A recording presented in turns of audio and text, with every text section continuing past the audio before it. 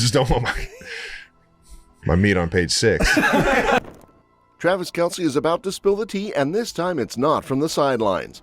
The NFL's favorite tight end just hopped on the Bussin with the Boys podcast, and let's just say things are about to get real. Yep, he's not just running plays on the field anymore, he's ready to run his mouth in the best way possible about life, love, and Taylor Swift. And no, this isn't your average PR scripted snoozefest. This is T. Kelce, raw and unfiltered, fresh off the bus and dropping hints that he's gonna open up about what it's really like dating the world's most watched pop queen. Apparently, the podcast bros, Taylor Lewan and Will Compton, didn't hold back either. They gave him a bit of heat, the kind of locker room banter that's probably included some, "So what's it really like when Taylor's at the game?" and "Is it true she picks your playlist?" kind of energy.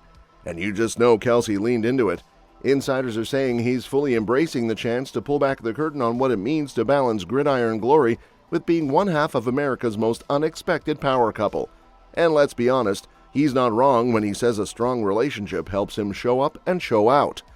Ever since Taylor started popping up in luxury boxes at Chiefs games, Kelce's been playing like a man possessed, like catch everything and flex on him possessed. Sources say the Taylor Swift effect is very real, like $331 million real, thank you very much. The Chiefs' brand value has skyrocketed, TV ratings are smashing records, and even your mom probably knows who Travis Kelce is now. Meanwhile, Taylor's been doing way more than just cheering from the bleachers. She's basically rewriting the economy. The pop powerhouse was just snapped on a cute little NYC date with Travis, hand in hand and glowing like she just got told she's single-handedly keeping the UK's GDP afloat. And honestly, she kind of is.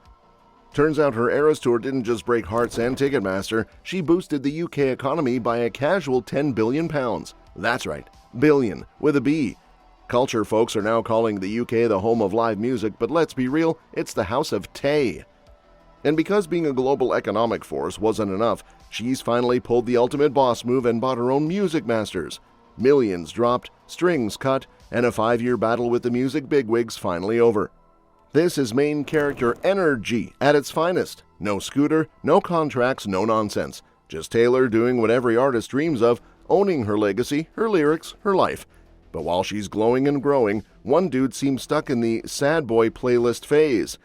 Matty Healy, yes, that Matty, hit the Glastonbury stage with the 1975 and managed to hijack his own concert to sneak in a little Shakespeare meets Salt moment.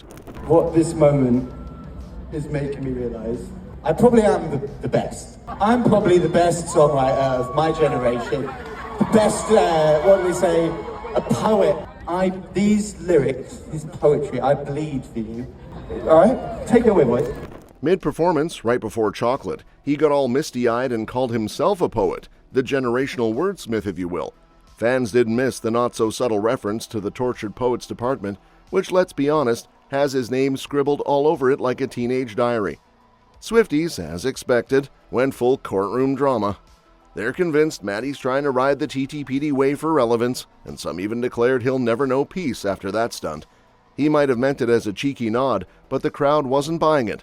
One fan basically summed it up with, "We came for bops, not your breakup therapy session."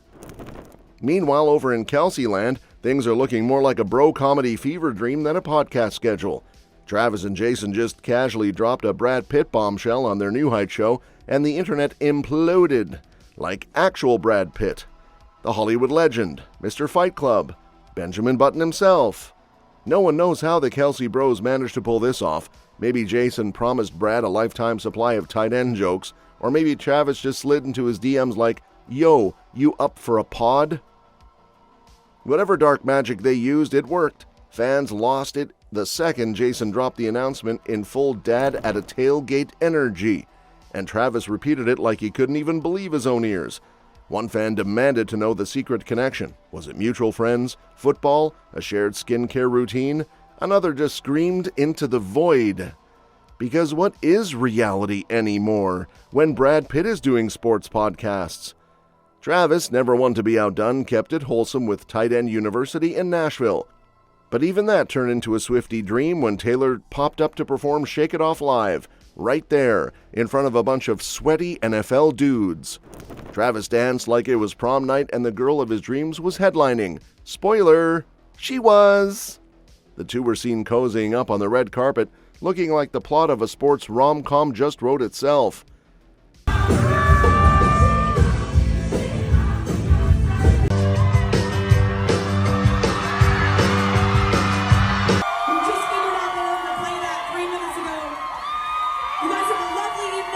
Time capsule. Hey, can we get a Grammy tomorrow, Lori, please? Do it. He deserves one. He wants one. He wants one. And speaking of rom-com moments, let's rewind to November 2023 when Travis hopped a plane to Buenos Aires for what was supposed to be a chill, watch my superstar girlfriend crush it on stage kind of night, and ended up in what could have been a deleted scene from Meet the Parents.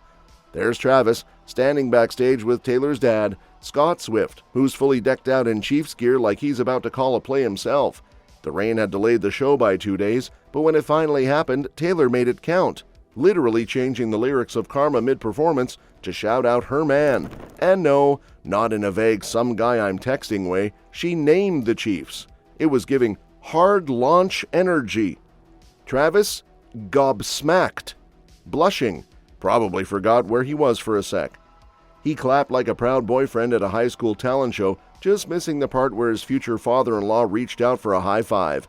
Yep, poor Scott went in for the classic attaboy, and Travis, caught up in the Swiftie shock, totally whiffed it. High five denied! Scott left hanging like a rejected bro in a frat basement. Travis admitted later that he was so caught off guard he just missed the moment, and honestly, relatable.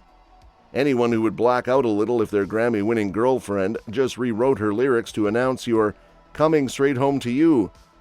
Still, the missed high five didn't ruin the vibe. If anything, it marked a shift, like from "this is fun" to "wait, are we meeting parents now?" territory. And since then, these two have gone full couple goals. Fast forward to NYC, where they're on date night like the human Pinterest board they are, her in a pink Balmain mini, him rocking loafers and socks. Like a man who knows he's punching up. Coordinated outfits, smug smiles, and zero signs of slowing down. Meanwhile, over in New Jersey, Jason Kelce and Kylie are proving that retirement for Jason doesn't mean golf and dad naps. It means red, white, and blue Speedos and raising literal millions in between cannonballs. Their latest Shorebirds Beach Bash somehow turned into a Coachella of fundraisers, with sunscreen, lifeguards, yoga mats, and a boatload of good vibes all wrapped in one epic day that raised over $1 million for the Eagles Autism Foundation. Yeah, you heard that right. $1 million. That's a whole lot of SPF and generosity. Jason, bless his wild heart, climbed up a lifeguard stand and busted out dance moves in patriotic swimwear like a drunk uncle at a 4th of July barbecue, and the crowd loved it. Kylie? She kept it classy, leading beach yoga like the calm, organized queen that balances out Jason's human firecracker energy.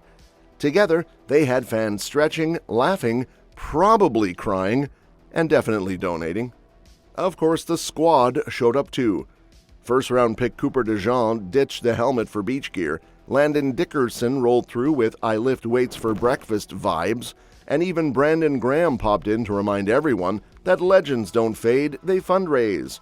Safety Sidney Brown and everyone's favorite sideline MVP Big Dom also joined the fun, basically making this feel like the NFL meets summer camp with a side of autism research funding. Insiders say Jason and Kelce have been grinding for this cause for years, showing up, putting in the work, and rallying people around something bigger than themselves, and now they've raised around $2.5 million in total. Not too shabby for a couple who met because of football and now casually throw beach parties for science like it's just another Sunday activity. Favorite, Jason Kelce!